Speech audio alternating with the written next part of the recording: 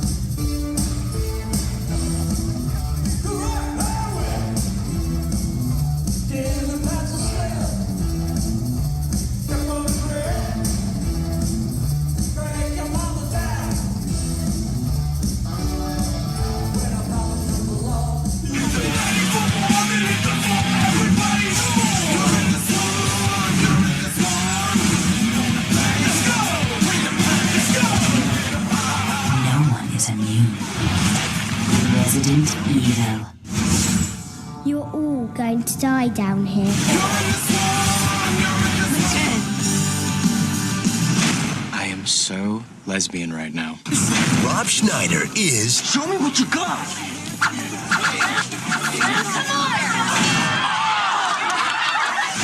the hot chick. That's my man.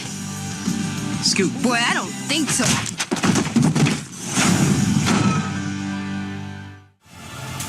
We've seen a lot of strange new worlds. But we'll never see something like this again.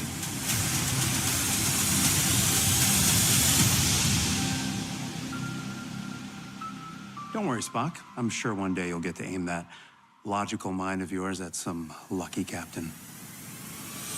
I can't do it. Okay. We'll do it live. Okay. We'll do it live. Fuck it. Do it live. I'll write it and we'll do it live. Right. Fucking thing sucks.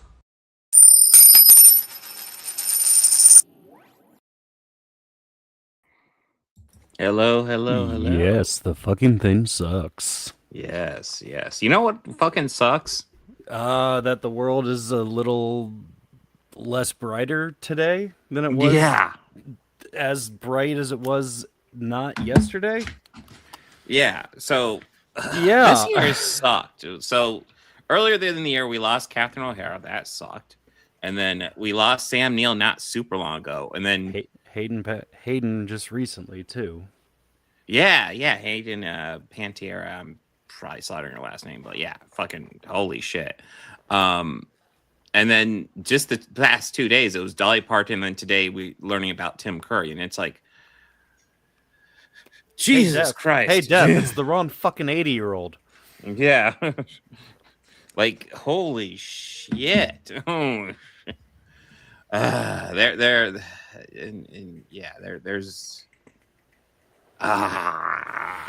yeah, no. So I just to update people, I have added 9 to 5 on an upcoming podcast for Dolly Parton, and then I am building a Tim Curry poll. It should be a Tim Curry poll at the end of the episode.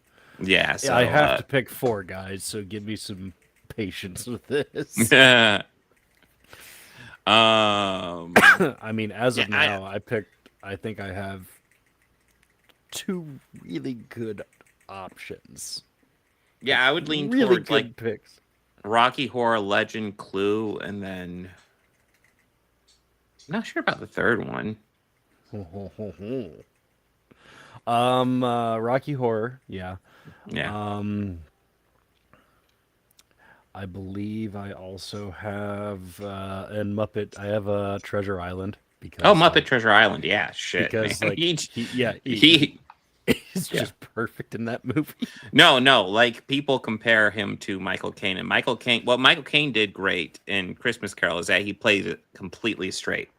And what Tim Curry did in Treasure Island is great too, where he became a Muppet. He is just a Muppet in this movie. Yeah, he is just one of the Muppets. And it also started him having like one of the like greatest ongoing gags that he has kept in interviews. Yeah. Where anyone asks like, is there any like regret you have in life? It's like, one, never confessing my true feelings for somebody. And they go, oh, well, who was it? Miss Piggy. I mean, we've had a few. Oh, that's not really a Tim Curry movie, but he is a bastard in that movie. Yeah, I assume Home The Alone Three Musketeers. too.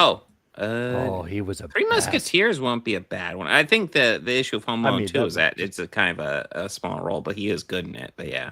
Yeah, but I mean, but he is definitely present through all of the Three Musketeers. And I was about ready. Yeah, Three son of Musketeers. a He is bitch the in that antagonist. movie. Yeah, He is a son of a bitch in that movie. Mm-hmm. It's the other movie that whenever anyone asks me, what do I know him from? My first answer to that was, and always will be Congo. Yeah. But, yeah. My answer to that is always Legend. Well, I mean, Congo, just mostly because he shares a scene with Laura Linney, Ernie Hudson, and I'm sorry, they have that scene stolen from them by Delroy Lindo. Yeah, Delroy Lindo gets one scene in that movie, and he walks away with the whole fucking movie. Tim Curry just sitting there just like, oh, shit. Sadly, regurgitated sesame cake. Yes. Oh, yeah, no, I haven't seen Three Musketeers in ages either, so... yeah, it's I guess not really funny, but the other day, Clue, he's amazing in Clue. Yeah, I have this 90s playlist, and on one of the songs that is on there is from that Three Musketeers movie. You know that one with like Rod Stewart and Bryan Adams and oh God, Sting.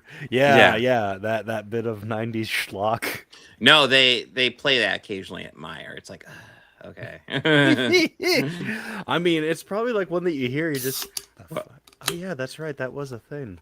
It's one for all and all for love, or something like that. And all for love. It's like it's sure. tacky as hell, but it reminds me of the movie. Oh yeah, the It miniseries. I'm not even a huge fan of the It miniseries, but like, I mean, God damn, Tim Curry's great in it. You have Prince Albert in a can? Well, you better let him out. And then he gave us the greatest laugh of all time in that. No, I think I'm gonna actually definitely put. Ooh, there, that. Ooh. Oh, fuck. Yeah, and there's a photo of him eating sesame cake. Nice.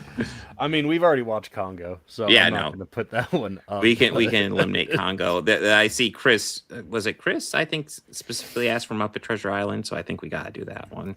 Yeah, all right, I got it up here. All right, I had to pick 4. I think I have 4. I was going to say, I think you gotta do Rocky Horror too, because Rocky is definitely up there, and this is one that we're gonna watch. I think I can go ahead and say that we'll definitely probably watch all of these.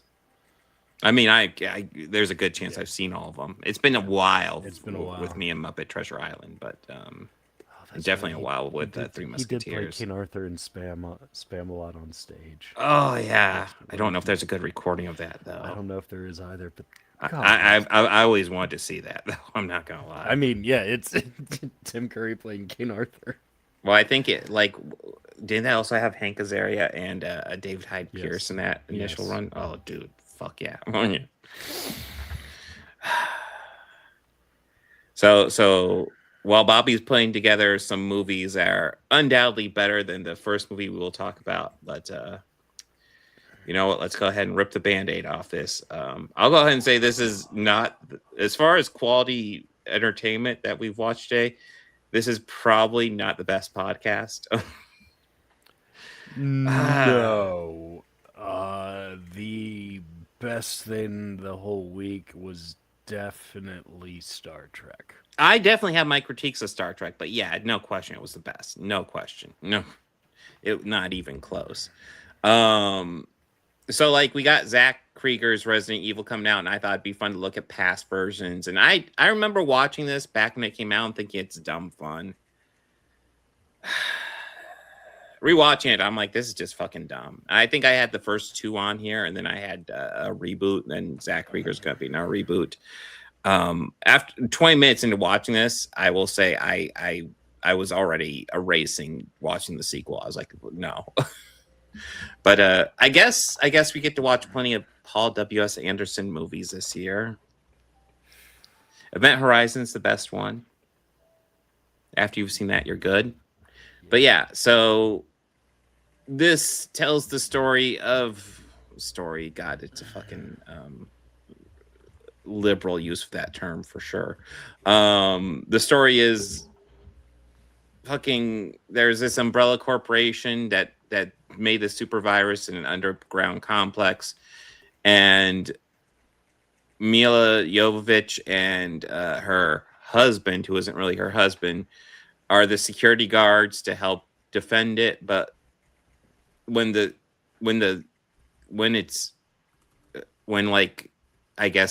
like some sort of leak or contamination in this underground complex called the Hive, both of them are gassed with something that will knock them out and cause amnesia for reasons. For plot. Yeah, for plot, I guess. We have to move the plot around. Well, that way they're available so other people can dump exposition on them. And holy shit, I did not remember how much exposition's in this movie, and it is all fucking dumb and useless. God damn. Yeah, I upon rewatch, it's been years since I've seen this. I really did not enjoy this at all. This was dull and boring. I didn't like any of the characters. The 90s effects have not aged well. Yeah, this is definitely an example of a movie that has aged like fucking milk. I do like Mila Jovovich as an actor in general, but like I feel like she's just done a lot of projects with her husband where she gets to be the action hero, and unfortunately her husband, in my opinion, is not as good a director as she is an actress, so we get lots of crap with her in it, unfortunately, in my opinion. But yeah, this movie sucks. It's bad. I don't recommend it. Bobby, what are your thoughts? Yeah, this movie sucked. Like, yeah, this was it was bad, dude. It's only 100 minutes, and god damn, you feel every fucking minute. I want to say, like, what's the name of that one? Oh yeah, Colin Salmon pops in, and I was like, oh, I kind of like him as an actor. Then I forgot he dies like super early. It's like, oh yeah. And the laser room is probably one of the most visually interesting areas in the movie, which doesn't really speak to the quality of the movie and more speaks to just how dull the rest of the movie is. Yeah, I just did not like this on rewatch. This is just terrible. And they made like 6 of these, I think. Something like that. To my understanding, the last one's called The Final Chapter, and it ends on a fucking cliffhanger.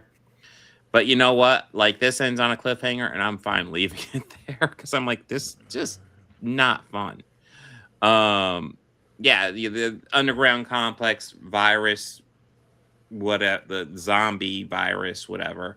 I kind of didn't care anything about the storyline. It just felt like they're just doing whatever to get from point A to point B. Yeah. Spoiler, I did not like this at all. Yeah, no, this was terrible. Mm. God, I even remember when this came out, and like it being such a big deal, and I remember a lot of my friends getting super excited about it. Going, it's Resident Evil, man, it's gonna be fucking great. And I remember when I finally watched it, I remember just being so disappointed because I was also a big fan of of the games too. So, Yeah. you know, like. Well, yeah. I can't imagine this would be satisfying if you're a fan of the games at all. And to my understanding, it's not. But as someone who not really familiar with the games, like watching this movie is not going to get me interested in playing the games at all. Yeah, I didn't enjoy this at all. No.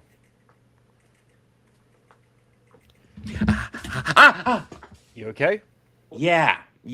He just decided to grab his claws in my leg. It was fun. Did you want up, buddy? You can come up, but like have me be prepared. Don't just claw me. Don't. By the way, that sensation was probably better than watching this movie because at least it was over quickly. I don't have much to say. I really don't either because this sucks. I didn't enjoy it. Yeah, I did kind of groan a little when I saw this on the list. Just Oh, well, Fifth Element is a much better movie, but we don't have a new Fifth Element movie coming out soon, so we'll find out. But yeah. Anything you want to add, or shall we go on to Hot Chick? Yeah, let's go into Hot Chick. So going into Snyderverse, this is the penultimate one. We still have the animal after this, but we have the Hot Chick here. This was the one I voted for because in this movie, actually, Rob Schneider doesn't play the main character. The main character is actually Rachel McAdams, who is unfortunately her character is taken over by Rob Schneider's body for most of the movie. You want to know something shocking, Bobby? At the beginning of this movie, I want to say there were 3 genuine intended chuckles from me. Okay. There's the one where she Rachel McAdams, Jessica, who's kind of just terrible at the beginning of this movie. She plants she's at a clothing store and she's hugging this person she dislikes, and she plants something tagged in the purse, and when they walk out, the security alarm goes out, and then when the security guard just tackles them just out of nowhere, that got a chuckle out of me. Yeah, that also got a chuckle. It was just so sudden out of nowhere. It's like, Jesus fucking Christ. Then the other 2 came strangely enough from Adam Sandler, someone who I don't really enjoy. But like he pops in obviously playing a Rasta. I'm going to ignore the racial implications with that. But he comes in explaining the historical significance of all these items at a mall. And then also at the end makes sure to explain how you can also store your weed in various spots in these items as well. I thought that was funny. That actually came from an old SNL bit that Rob had did. No. Like that's an actual joke from him. That's actually kind of I enjoyed that. The other thing I kind of enjoyed was when she, and this one's been done before, but like I did enjoy it where you have the clerk explaining the significance of the earrings, and as she's explaining them, you just hear this drum beat building up, and you assume it's just the background. Then finally, she tells Adam Sandler to stop playing the drums, and so he stops playing the drums. That got a genuine chuckle out. That also with me, the one that's like, oh, sorry, I was just really digging the story. Yeah, I thought it was cool. I was vibing with it. That is the height of my enjoyment with this movie. Those are about the only 3 chuckles I got. I will say, watching this is very early Rachel McAdams. This is before Mean Girls. I believe this is the movie immediately before Mean Girls. I definitely see how like she got her star to climb after this because the parts where she's actually the main character are so much better than when Rob Schneider essentially takes over her body. Because essentially once Schneider pops in, this movie it's rough. It's really fucking rough. I want to say about midway through, I kind of checked out. I'm not gonna lie. I forgot Anna Faris was in this. I like Anna Faris too. Yeah, I forgot she was in it too. Yeah, she plays the best friend, and of course she's the best friend who gets a crush on Rob Schneider, and it's like, of course he wrote. By the way, he co-wrote this. Of course, he wrote in that like somebody who's supposed to be 19 gets a crush on him. It's like that's not gross at all, dude. That's not gross. Actually, she's probably not even supposed to be 19 because she's supposed to be high school. She's probably supposed to be like 17. So it's probably even worse than what I'm saying. But yeah. Yeah. I like Anna Faris. I like Rachel McAdams. This movie sucks. Bobby, what's your thoughts? Yeah, I'm not a fan of Rob Schneider in this. He is pretty fucking terrible, actually. Yes. No, what I actually liked about the beginning was that we go through so much of this movie without even seeing Rob Schneider at the beginning. And it's like, oh, well, this is better than his average movie because he's just not fucking there. Yeah. This movie sucks. But I'm happy that we're through with it because it only means that we have one more left. Mm-hmm. Yes, The Animal, which I've never seen. The only ones I had seen before this are this one and the first Deuce Bigalow. Yeah, we'll have to see. Rob Schneider is an animal. It started the whole. I feel like the animal in this really inspired the whole South Park joke, where just Rob Schneider's a stapler. That is, I believe, where the joke of it started. Mm-hmm. But I mean, I guess we could dive more into this because I mean, it is kind of a body swapping story, and I will say, occasionally we get brief cuts of Rachel McAdams as the Rob Schneider character. And that's better too than the Rob Schneider stuff. Because one of my issues watching this is like Rob Schneider doesn't even try to behave like Rachel McAdams does at the beginning of this movie. Like essentially when the body swap happens, we get Rob Schneider talking in a higher voice, which doesn't make sense because I would think he would talk in his normal voice because he would just have his normal voice muscles that he would use. And acting weird, but not like Rachel McAdams does at the beginning of the movie. So it feels almost like a different character. Rachel McAdams does kind of act like Rob Schneider in this because she's a better actress than him. And that's the thing. Like, I did think the premise of this movie is funny. It's like, we're going to have a really good actress, and for most of the movie, have that really good actress replaced with a really bad actor. And it's like, yep. If that's the movie you're looking for, that's what you get here.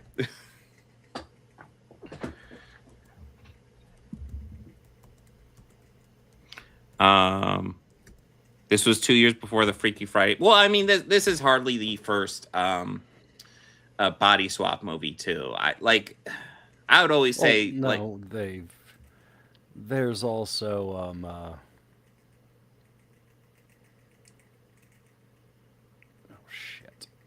I mean, there's the original Freaky Friday, of course.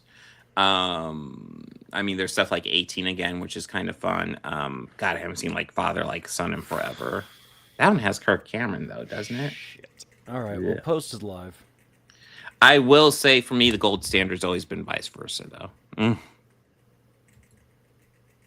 If you're looking for good body swap, there's technically you can call it a body swapping movie. It technically is, but it really isn't. The Man with the Screaming Brain. Ooh. Yeah, I could see that. Yeah. Technically it is. Yeah, yeah. They just shoved two brains in one skull, so, you know. Sure. And we get to watch Bruce Campbell run around talking to himself while there's a Russian voiceover telling him how to do things. Well, I mean, you brought up that one. That one actually reminds me of the Steve Martin movie, Man with Two Brains, which I guess that qualifies as well. Although I never thought of it. I guess it would qualify under the same thing. But yeah. By the way, all the movies we just named are better than this. Oh yeah, no, this was absolutely terrible. This is, I think there were a few parts that did genuinely make me laugh. Yeah. Like the girl getting tackled, that was pretty funny. The one part with the when the dad elbowed him, I kind of just thought that was just funny. Oh yeah, that was a bit Schneider much. got Yeah, elbowed in I was the like, what the face. fuck? Yeah, that's all just because out of nowhere. And I mean, in the context of how that scene worked, yeah, that was also funny. But yeah, I don't know. That's 17 again. I don't think that aged. I thought that was a little cringy when that came out. I thought it was all right, as I recall. I but thought maybe, the concept maybe I thought the concept was cringy when it came out. I don't remember exactly what. I mean, the concept is just he gets younger, right? Yeah, so he's pretty much. I guess an argument can be road man you going to a high school and hitting on high school girls. And yeah, I was about ready to say there is an issue with that where I actually don't know if that counts as a body swap. Yeah, because he just his younger self. He was. I will say it is definitely something else I will add. Even though I did not like this movie, I will say of the Rob Schneider movies we've gone through, this is probably my favorite. Take that for what it's worth, because I did not like this. I'd probably watch this again just for Rachel McAdams. If I had to watch that one just again. because of Rachel McAdams and Anna Faris. Yeah. But yeah, this movie sucks. It's quite bad. Rob Schneider, no. Just no. Anything you want to add, Bobby? We have one more to get through, and then we're done with Rob Schneider. Yes. The animal. Rob Schneider is an animal. Yeah, we get to watch him be an animal next, and then that's just going to be. I've never seen it before, but yeah, you know the caliber of what you're looking forward to. So yeah, I'm sure he'll be great. yeah, you already know what the caliber of his peak entertainment is. So. Yes, peak performance. All right, so that brings us to Star Trek: Strange New Worlds. I definitely want to go through and talk about these episodes a bit more individually because I have stuff to say about kind of all of them. Yeah, there wasn't. I'll say out of these, this is like one of the first times that I can actually say that I almost enjoyed every single one of these. Yeah, no, I would actually say I overall enjoyed four of these solidly. And there's one I actually really liked quite a bit. Yeah, there was one in particular I really thought was funny. Yeah, absolutely. But overall, I thought four of them were really good, and I thought one was a really cool idea, and I was really disappointed with what happened with it because it just felt kind of nowhere and boring. But I will say, first half of this season, while I don't think is as strong as the first two seasons, I will say I think so far it's stronger than season 3, so I do appreciate that. But yeah, let's go ahead and break these down a bit. So episode 1, the premiere here. Well, I mean, I don't know if Adam Sandler's come out as MAGA or not. I think he keeps a lot of his politics. Yeah, I think he keeps it. I'm pretty sure he leans conservatively. Yeah, I'm pretty sure there's at least been MAGA vibes with him. But yeah. Anyways, so the first one is, they end up in the stellar storm that sends them back 65 million years. And they encounter Martians who are in some way are more advanced than us and in some ways are less advanced than us. And we find out about this essentially this civilization that was lost. while we have also an away team that goes to this planet to go after this resource they need before they realize what system they were in. And they end up dealing with dinosaurs, which, okay. I mean, honestly, I'm kind of surprised the original series never did a dinosaur episode. It was almost certainly a budget thing. Although, frankly, some of the stuff they did with their budget, I'm surprised they didn't just do it anyway, just do it really cheap. But yeah. So we have a away team dealing with dinosaurs, and then the rest of the ship is dealing with these Martians who are somewhat advanced, but also realize, but they're also at war with another species on a planet that we don't know about yet. And yeah, we kind of see what happens to the Martians and what happens to this other species. And overall, I thought this was a decent, solid episode. It didn't blow my mind, but I thought it was decent. What do you think of this one, Bobby?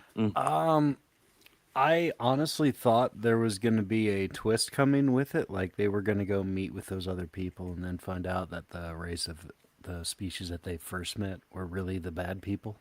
Yeah, I was semi-expecting something like that too. And in some ways you could kind of argue that because it's like the insect people. Yeah, yeah. It seemed like they might have just been not really invading, but like just doing their thing. They kind of remind me of the bugs from Starship Troopers, where like we're going to war with them, and it's like, but they're just doing their thing. They're not going to war with us. It was just an accident, you know? But yeah, I thought that was okay. And you kind of like, you know, seeing the fall of that people, which we knew was coming. But it was also kind of, the endless war was what they were going for, and it's what the end result was. So it's like, I kind of get it. The next one was Star Trek Event Horizon, kind of. Yeah. Leon, Kirk, and Spock end up on board the USS Griffin, which has been lost for X amount of years. I don't remember. And they go on board to investigate what's happened, and they all start getting crazy visions. Spock starts seeing T'Pring, and she's like, I'm on this ship. And he's like, no, you're fucking not. And then she's like, yes, I am. And let me go ahead and start cutting up on you. And it's like, oh, fuck. And then we get an away team. The Enterprise away team finds them and beams over. And we get Pike, Una, Ortega, Uhura. And the second they beam in, I'm like, okay. I find them immediately fucking sus. And that's because it was immediately sus. Most of the episode, spoiler alert, most of the episode is Spock, Kirk, and Leon just kind of slowly going insane from all the visions from the ship. Yeah. And it is kind of set up for additional, I assume they're going to follow up a bit more on this later in the season, because like they didn't really explain exactly what's going on, other than just fucked up shit happened on the ship, and now they're all getting insane visions. It's very much an Event Horizon vibe thing, but I don't know. I enjoyed it. What do you think, Bobby? I really like this one. Yeah. Yeah, this one was one of my probably favorite of the bunch. Mm-hmm. Just because of that, like them losing their mind and being and kind of losing their mind and being isolated, and that's such a cool plot device for sci-fi. Yeah. Yeah, absolutely. It is kind of wild just seeing different people do versions of that Horizon, essentially, which I always thought was a cool concept. So yeah. Next up is Human Best Friend, the first comedy episode of the bunch, first of 2 comedy episodes. The crew of the Enterprise, mainly the Alpha Shift, is really stressed out, and they have this really big meeting that they need to do with this alien species, but they're all stressed out and they're not working at their best. So Pike finds this planet that they do sure leave at for like 48 hours to go relax. The atmosphere of the planet makes them instantly drunk, which when essentially they said that, I was like, do you mean like drunk or just a little buzzed, or like what are we dealing with? Or just like shit-faced. No, yeah, or shit-faced. If it's shit-faced, I'm not gonna have fun. I'm not. Oh yeah, and I think it's worth noting, like the episodes before this, we've seen kind of a back and forth between Scotty and Artagas, which I kind of enjoyed, them just trolling the shit out of each other and annoying each other. But essentially, they all go to this planet. They get drunk. Artagas wakes up with a hangover. She's with Scotty, and they have to figure out where the shuttle is because apparently the meeting's been moved up, and they have to they have to get on task. But everybody's just drunk on this planet, including them, pretty much. And they have to try to get everybody together to get everything fixed up. Pike is just getting tattoos all over himself. I will say this is definitely my favorite of the bunch. This is very just goofy, silly fun, but I enjoyed it. It was stupid, idiotic, but I had fun. Bobby? Yeah, this was goofy. This was a goofy, fun episode. And Dave Foley was in it. And that's always a plus whenever you see a kid in the hall in anything. No, when I saw him doing like the ad for the planet, and when I saw all the small text, I was like, wait, do you definitely want to do this planet with this small text shit? But yeah, he did the advertisement. I was like, is that fucking Dave Foley? That's awesome. As soon as he first started talking, I was like, holy fucking shit, it's Dave Foley. This is going to be a great episode. Yeah. I don't care what's going to happen. This is fucking awesome. Yeah. Yeah, this one is a lot of fun. I really, really enjoyed it. This is my favorite of the bunch so far. And then next comes the disappointing one. So they go to this planet, the atmosphere or the orbit of this planet that they have there's some goofy science explanation as to why there's no color in this system. So everything's black and white, obviously for a noir style story. But there's a techno-babble explanation because it's Star Trek. But anyways, they go to this world that's black and white. It doesn't have moons or something. It's something. Yeah. It's noir. No. But with Nazis. Yeah, I mean Klingons, but yeah, no. Well, I mean, they go to a Klingon-occupied planet, which I mean, they talk about that in the Klingons' first appearance, Errand of Mercy, which this episode calls back on to heavily. Yeah. That is where they go meet up, where Kirk and Spock go to Organia to try to get the alliance of the Organian people before the Klingons get a foothold there.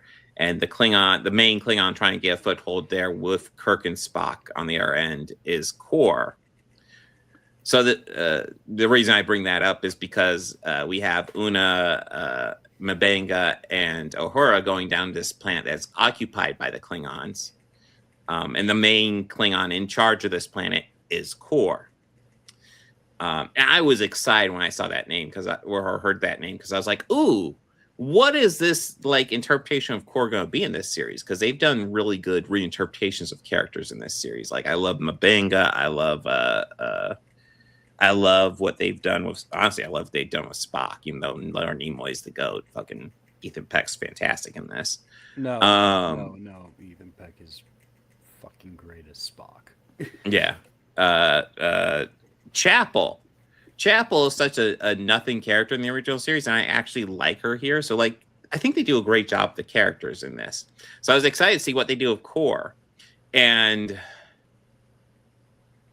I found Kor pretty bland and forgettable in this, I'll be honest. I was a little disappointed. I forgot they were Klingons until you said it.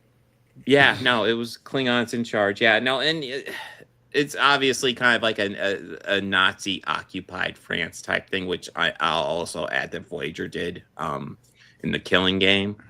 Yeah, but like the parallel they showed with it was cool. I appreciated that. That was cool. That was a neat aspect of the story. But this one, I agree with you. It was a little disappointing. Yeah, it's like a cool. Obviously, going for a noir feel. I like the idea of visiting a Klingon-occupied planet because we've never seen that before. It was just brought up in the original series, but we never actually seen it. So I like going there on the ground and exploring it. I was excited at the idea of like Uhura and fucking Kor getting some one-on-one time, which they do get. But like Kor was forgettable in this, and it was just kind of a bland and boring episode. And I was really disappointed. I'm really kind of disappointed to say that because like I know the episode they're calling upon in like the original series lore they're calling upon with this, and it's missing the mark, and it's not quite there, and this was the one that disappointed me the most. I was just kind of waiting for this one to end. Bobby, anything to add? Yeah, I was kind of waiting for this one to end after a while. It just yeah. wound up being very disappointing. But luckily, the palate cleanser we had after that was fucking perfect. Yeah, level 5 transporter accident. Another comedy episode. The crew of the Enterprise is turned into puppets. I'll be honest, this one didn't blow me away, but it was fun. It was fun enough. It did just enough that I overall enjoyed it. I thought it was kind of funny. So like essentially Scotty's competing with this other transporter engineer. And he wants to show off how far he can do a transport. And he does the transport, and the side effects just turns everybody into a fucking puppet. Except for Spock, who's off ship at the time. So Spock has to come back. And all the controls are designed for fingerprints and stuff like that to make sure that it's the right person at the console. So nobody can operate the ship because all their hands are felt. And Spock literally has to run around and just do fucking all the post and everything. And you can see Spock, like, there's this point where they're talking to Orions and Uhura fucks up a button because her hands are felt. And so they're on view screen, and while they're talking to the Orions who are threatening them, they just see Spock running around the background, back and forth, and the one Orion goes like, all the controls. You mean that one Vulcan you have running around doing everything? Yeah. I was very happy to like actually see the Orions. Like when they said this is an Orion pirate ship, I was like, are we going to see Orions in live action? Mm-hmm. And they're puppets? Oh my god, this is great. Yeah. Because again, I can't think of times that I've seen Orions in live action. Have we seen them in Strange New Worlds? I know we saw them in Discovery. We saw them as background, but not like main characters. We definitely got a few in original series. Not a lot though. Yeah. But yeah. Not like a main character like Lower Decks, but like. Oh yeah, no. Tendi is my favorite Lower Decks character. But yeah, yeah, she is. She's my favorite Lower Decks character. No, I love Tendi and Rutherford. They're pretty neck and neck for me. But yeah, Tendi and the medical officer are my favorite characters from Lower Decks. Oh, Ta'ana. Yeah. Oh god, she's crazy, but I get it. Yeah. But yeah, this is the episode. Obviously, they're all puppets. I saw so many people posting about how outraged they were about just the premise of this episode. I'm like, they were made in Jim Henson's It's a gimmick shop. episode. Come on, it's a goofy, fun episode, man. I would rather have like my padding. Yeah, be like this. Oh yeah, absolutely. Well, one thing I did appreciate about this is that like they're puppets, but like, you know, obviously there's lots of disadvantages being puppet, but like eventually they figure out how being a puppet can be advantageous. Because one of the things they figure out is like their body parts can fall off and they can just get sewed back on and they're fine. So characters can cut in half and stuff. Characters can get flushed into space and be like, well, it's fine. It was very, very silly. I enjoyed this well enough. It was fun. I have mixed feelings. So spoiler alert, just get into this. I have mixed feelings about it being a dream, but I mean, it's the oldest trope in television. True. I mean, honestly, I was semi-expecting Spock to wake up and see Patrick Duffy in the shower, but you know. Is he still alive? Isn't he? I think he is. He's not a young man, but yeah, I mean, he wasn't a young man when he was on Step by Step.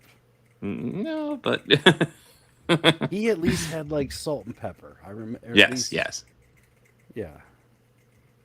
Chat, is Patrick Duffy still alive? Yeah, no, he is. He absolutely is. Yeah. But yeah. His spouse has passed, but Jesus, he looks just the same. Yeah. Just with gray hair. So yeah, overall, I will say this week's Star Trek: Strange New Worlds was by far the best that we watched this week. The only thing I'd recommend, and yeah, I'm optimistic, even though season 3 was kind of disappointing. I'm optimistic about this season so far. I think it's decent. I think there's one misstep and 4 pretty solid episodes, and one that I thought was really good. But anything you want to add, Bobby? No. Okay. Well, that's all the big topics. Let me go ahead and dig up next week. Might have a bit shorter because I already have it open. Oh, you show off. I was going to say we might wrap it up a little bit early because I do have to get up really fucking early. Yeah, no. I was gonna forgo the pop culture question this week. But next week we have a fun block of shows that all have a theme. Oh, yes. Now we're gonna let all of you guess what that theme is going to be at the end of the episode. But we are watching the movies Coyote versus Acme, Who Framed Roger Rabbit, and Cool World. If you're not able to guess what it is by those names alone, then, well, we also have next week. But we also have our polls up. We have a brand new one just in time for you awesome viewers to pick a Tim Curry film. We have 4 options up there. The movies that we have, if I can get to it, here we are Clue from 1985, Legend from 1985, Muppet Treasure Island from 1996, and The Three Musketeers. Now, it looks like we already have 2 votes that are up already. That's great. I'm going to apply mine as well. I was already say I need to jump in there. But we also have our tribute post up for Tim Curry and Dolly. And we're also going to be adding a Dolly Parton movie here in 2 weeks, I believe. So there will be that. Yeah. Yeah, which one do I want to vote for? I voted for mine. Mm-hmm. Oh yes, Chris, I did see that about Andrew Tate and all the cars that he had were rented. Like he didn't own any of that stuff. I found out some news that that is a callback for a few years back. Remember when Andrew Tate got arrested when he tweeted? Yeah. Of course, yeah. Guys, I will be live tomorrow. We'll be going over some comic books and some chuddery, of course. Big comic book will be Infinity Gauntlet number 4. Get to see the heroes go up against Thanos, which goes extremely well. Hey, big But yeah, hello. We're just wrapping up. But guys, thank you so much for joining us. I know I this is a bit later than normal. We're wrapping up a bit earlier. I close tonight and then get to open tomorrow. I'm really excited. But guys, thank you so much for joining us. Make sure to like and subscribe. Anything you want to add, Bobby? Sometime soon, I should have some music available for streaming. We're working that out, but that is something that's been in the pipeline for a while. But yes. Okay, in chat, I just dropped the link for the post, so make sure to go vote on Tim Curry movies. Yeah. Thank you so much for joining us. Party on and be excellent to each other. Take care.